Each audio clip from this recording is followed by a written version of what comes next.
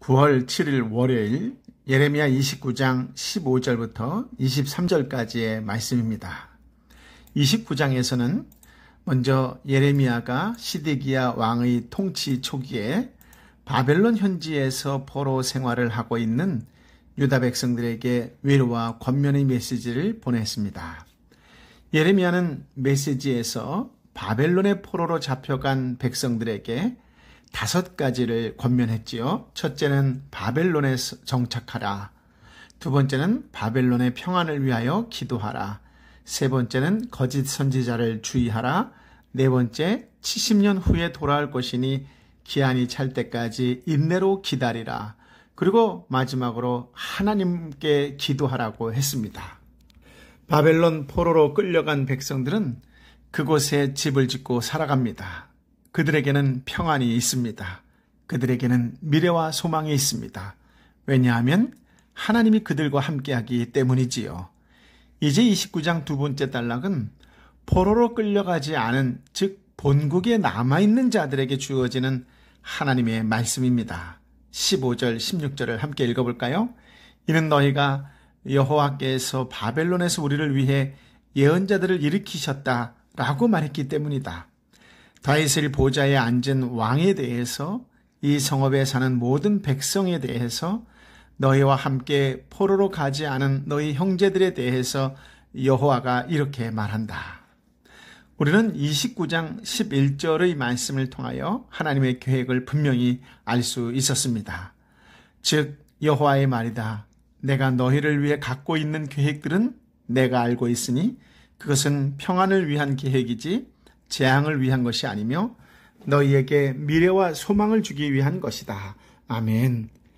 하나님의 궁극적인 생각은 재앙이 아니라 평안이고 심판과 징계를 통하여 미래와 소망을 주는 것이 하나님께서 마음에 두신 계획입니다. 그러나 현실의 무게를 감당하기 버거운 바벨론 포로로 잡혀간 사람들의 생각은 달랐습니다. 15절에 보니 여호와께서 바벨론에서 우리를 위해 예언자들을 일으키셨다라고 하지요. 즉 하나님께서 자신들을 위해 바벨론에서 또 참된 예언자들을 보내주셨다고 생각을 하고 있는 것입니다. 그러나 그들은 하나님께서 보낸 선지자들이 아니었습니다. 그들은 하나님의 이름으로 거짓 예언을 하는 자들이었지요. 바벨론 포로 백성은 포로 생활이 금방 끝날 것이라며 신속한 회복을 예언하는 거짓 선지자들의 메시지에 소망을 두었습니다. 예레미야는 이러한 잘못된 생각과 판단을 바로잡아 주기 위해 예루살렘에 남아있는 왕과 백성들에게 임할 여호와의 심판에 관한 말씀을 전달합니다. 17절부터 19절까지의 말씀인데요. 함께 읽어보겠습니다. 만군의 여호와가 말한다. 보라, 내가 그들에게 칼과 기근과 전염병을 보낼 것이다. 내가 그들을 먹을 수 없을 정도로 아주 형편없는 무화과처럼 만들 것이다. 내가 칼과 기근과 전염병으로 그들을 추적할 것이다. 또한 내가 그들의 땅의 모든 나라들에게 공포의 대상이 되게 하며 그들을 그곳으로 쫓아낸 모든 민족들 가운데에서 저주와 두려움과 조롱과 모욕의 대상이 되게 할 것이다. 이는 그들이 내 말에 귀 기울이지 않았기 때문이다. 여호와의 말이다. 내가 그들에게 내 종 예언자들을 계속해서 보냈지만 너희가 듣지 않았다. 여호와의 말이다. 아멘. 바벨론에 사로잡혀간 것은 3차례에 걸쳐 이루어졌는데요. 지금 상황은 1차, 2차까지 사로잡혀간 상태였습니다. 1차, 2차는 여호야김 왕과 여호야긴 왕 때였지요. 3차는 시드기야 왕 때였는데 3차는 아직 이루어지지 않은 상태입니다. 예레미야는 1차, 2차 때 바벨론에 사로잡혀간 자들에게 메시지를 전하고 나서 이제는 유다 땅에 남아있는 자들에게 하나님의 말씀을 전하는 것입니다. 다윗의 왕자에 앉은 시드기야 왕을 비롯하여 유다에 남아있는 모든 백성에게 전하는 것입니다. 하나님께서 그들을 먹을 수 없는 형편없는 무화과 또는 악한 무화과라고도 이야기하는데요. 형편없는 무화과로 여기고 또 칼과 기근과 전염병으로 심판하실 것입니다. 또 여러 나라로 흩어져 저주와 두려움과 조롱과 모욕의 대상이 되게 할 것입니다. 그들이 이런 심판을 받은 이유는 하나님의 말씀에 귀 기울이지 않고 하나님이 부지런히 보내신 선지자들의 말을 듣지 않았기 때문입니다. 즉 지속적인 불순종으로 인하여 심판을 자초한 것이지요. 하나님은 유다 백성을 제사장 나라로 삼으려고 했으나 그들은 우상을 숭배하고 안식일을 범하고 물질을 의지했습니다. 하나님은 그들에게 많은 선지자들을 보내고 또 보냈으나 그들은 듣지 않았습니다. 하나님은 그들을 회개시키고 연단시켜서 언약 백성답게 살아서 제사장적 사명을 감당하게 하려고 바벨론의 공격을 당하여 사로잡혀 가게 하려 했습니다. 그래서 예레미야 선지자를 통해 바벨론에 항복하고 바벨론에 사로잡혀 가서 바벨론을 섬기라고 했던 것이지요. 그러나 유다에 남아있는 시드기야 왕과 백성들은 자신들이 사로잡혀 가지 않은 것에 대해 교만한 마음을 가지고 있었습니다. 죄를 회개하지 않고 오히려 하나님이 자신들을 언약 백성으로 안전하게 지켜주었다라고 생각했던 것이지요. 반대로 바벨론에 사로잡혀 간 자들에 대해서는 하나님이 언약적 축복에서 제외시켰다고 생각했습니다. 그들은 무학가로 말하면 먹을 수 없는 몹쓸 역겨운 무학과와 같은 상태였던 것이지요. 유다에 남아있는 자는 하나님의 목적과 의도와 계획을 불순종한 자들입니다. 죄를 회개하지도 않고 낮아지지도 않고 거룩해지지도 않고 연단되지도 않고 성숙해지지도 않게 된 것이지요. 바벨론 포로로 끌려간 것이 저주 같지만 실상은 남아있는 것이 저주입니다. 포로된 백성들은 겸손히 하나님을 찾을 것입니다. 다시금 하나님과의 관계가 회복될 것입니다.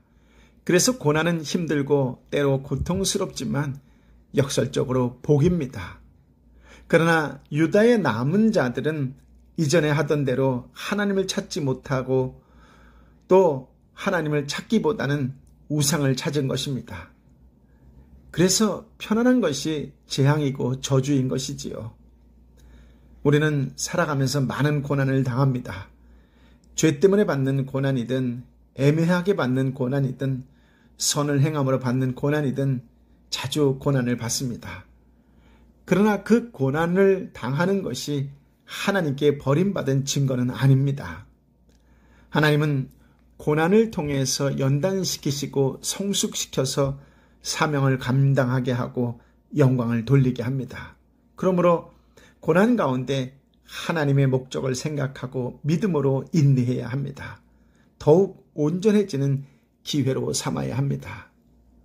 하나님의 은혜와 평안이 저와 여러분 한 사람 한 사람에게 임하게 되기를 예수님의 이름으로 축복합니다. 아멘. 20절부터 23절까지의 말씀인데요. 함께 읽어보겠습니다.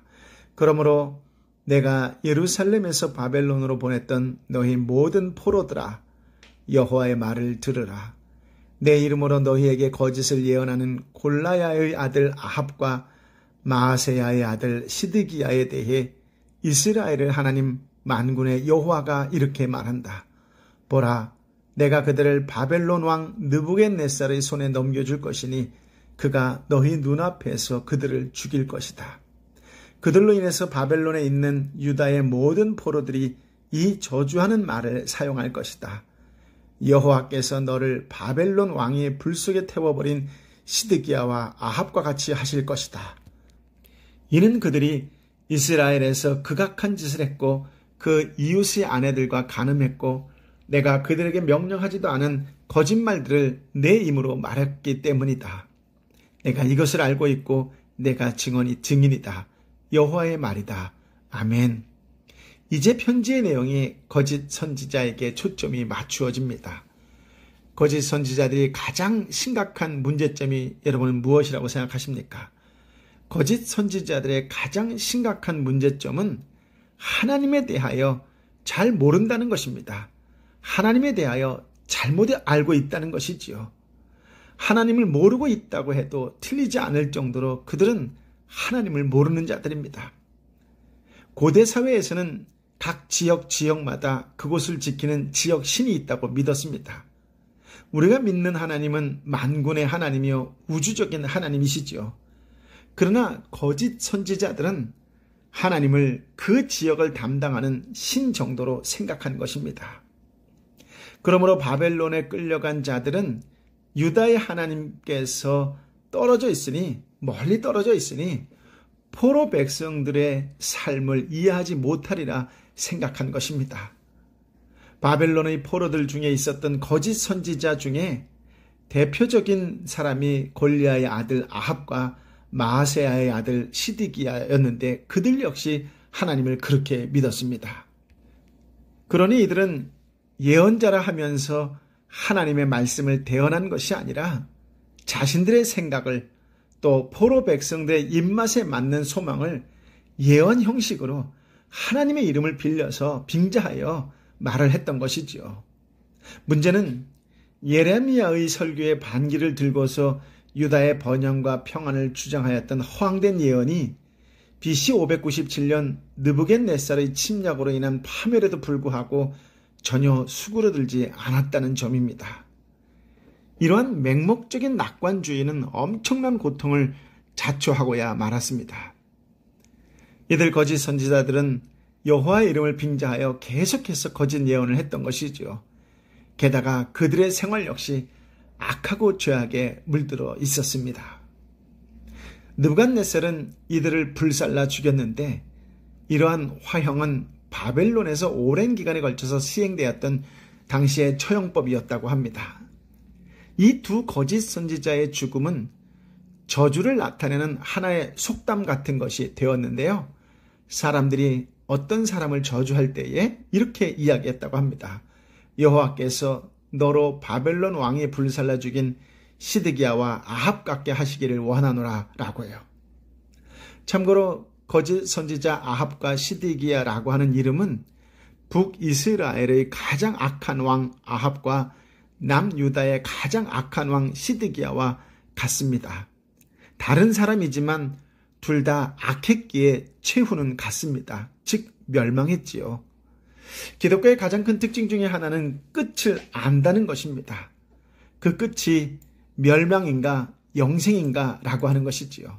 이것은 살아있는 동안 그가 어떤 길을 걸었느냐에 달려 있습니다. 영생의 주님을 믿고 따르는 자인가 아니면 자기 고집과 자기 주장대로 산 자인가가 결국 멸망인가 영생인가 하는 것이 결정나지요. 그렇습니다. 말씀의 길을 따라 순종하는 삶을 사시기 바랍니다. 말씀의 길에는 승리와 영생이 있습니다. 참고로 하나님은 우리 동네 하나님도 아니시고 우리 교회 하나님도 아니시고 우리나라 하나님도 아니십니다. 또 하나님은 나의 하나님이시기도 하고 우리 동네 하나님이시기도 하고 우리 교회 하나님이시기도 하고 우리나라 열방의 하나님이시기도 합니다. 오늘도 우주 만물을 창조하시고 주권적으로 통치하시는 그 하나님을 아는 자로 살아가시기를 축복합니다. 하나님께서 그 길 위에 놀라운 승리와 놀라운 영생의 복을 허락하여 주실 줄 믿습니다. 아버지 하나님, 참으로 귀한 말씀, 생명의 말씀을 허락하여 주시니 감사합니다. 말씀 한 구절 한 구절 읽을 때마다 하나님께서 우리를 얼마나 사랑하시는지, 얼마나 오래 참고 기다리고 계시는 분이신지를 알게 하여 주시니 감사합니다. 이 땅에 너무나 많은 사람들이 지금 고통 속에 있습니다. 너무나 많은 사람들이 억울해하고 있습니다. 또 예수님을 믿는다고 하는 것이 너무나 큰 자랑이었는데 웬일인지 부끄러워하는 모습으로 변화되어 가고 있습니다. 주님, 우리가 믿는 주님이 이성적으로 알게 된 주님이 아니라 어느 날 갑자기 나를 찾아오신 은혜로 알게 된 주님이라고 하는 것을 다시 한번 고백할 수 있는 믿음을 허락하여 주시옵소서. 이 시대, 이 어려운 시대에 이성적으로 예수를 믿어 포기하고 버리는 자들이 아니라 나를 찾아오신 그 하나님의 은혜, 예수님의 은혜를 기억하는 자로, 그렇다면 이제 어떻게 살 것인가에 대하여 고민하고 삶 속에서, 일터에서 더욱 섬기는 자로, 하나님께 영광과 찬양을 돌리는 자로 살아가는, 행동하는 그리스도인이 되게 하여 주옵소서. 결국은 이 땅도 우리 믿는 자들을 통하여 일하시는 하나님께서 변화시켜 주실 줄 믿습니다. 하나님께서 신실하게 말씀에 순종하는 자를 일으켜 세워 다시금 이 땅을 변화시키게 하여 주실 줄 믿습니다. 흔들리지 않는 믿음으로 늘 하나님 앞에 살아가는 자로 이 땅과 열방을 위하여 끝까지 기도하며 끝까지 기다리며 기도하는 믿음의 사람 되게 하여 주옵소서. 하나님의 자비, 하나님의 사랑, 하나님의 은혜를 의지해서 끝까지 생명의 길을 걸어가는 믿음의 사람이 되게 하여 주옵소서. 오 성령이여 임하여 주옵소서. 오 성령이여 믿음의 사람 가운데에, 교회 가운데에, 이 땅과 열방의 가운데에 임하여 주옵소서. 하나님의 일하심을 보게 되는 영광을 누리는 은총을 더하여 주시어서 변화되어가는 거룩한 길로 가게 되는 그 놀라운 은총을 누리게 하여 주옵소서. 주님, 이 시간도 간절한 마음으로 빌고 원하오니 육신의 연약함으로 인하여 아파하고 힘들어하고 지쳐있는 내 사랑하는 형제와 자매를 긍휼히 여겨 주옵시고 오늘 주께서 찾아가 위로하여 주시고 일으켜 세워 주옵소서. 경제적으로 너무나 힘들고 아파하는 영혼들 가운데에 역사하여 주시어서 하나님의 권한 가운데에 하나님의 놀라운 은총이 있음을 다시 한번 깨닫는 은혜를 더하여 주옵소서. 이제는 길이여 진리여 생명 되신 우리 주님 예수 그리스도의 은혜와 아버지 하나님의 크고도 놀라우신 사랑과 성령 하나님의 내주교통 위로 역사하심이 주의 말씀을 붙잡고 끝까지 순종하는 자로 이 땅과 열방을 섬기는 자로 헌신과 희생하는 그리스도인의 한 사람으로 살아가겠노라고, 그렇게 행동하는 그리스도인의 한 사람으로 예수 그리스도의 향기를 드러내는 자로 하나님의 영광을 높이는 자로 살겠노라고 다시금 결단하는 하나님의 사람들 한 사람 한 사람 머리 위에 저들이 애통하는 심령으로 함께 기도하는 삼토와 일토와 사랑하는 선교사님과 선교지 위에 함께하여 주옵기를 간절히 축원하옵나이다. 아멘.